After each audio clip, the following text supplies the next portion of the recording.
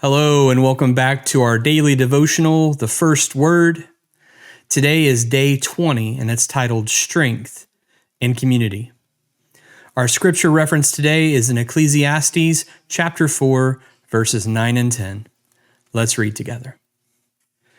2 are better than 1, because they have a good return for their labor.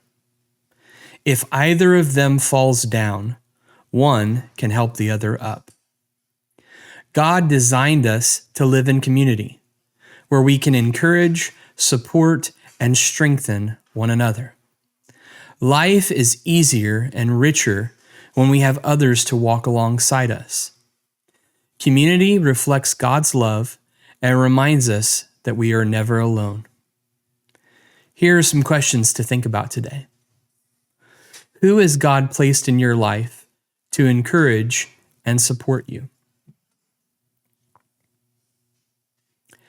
How can you be a source of strength and encouragement for others this week? Now, let's pray together.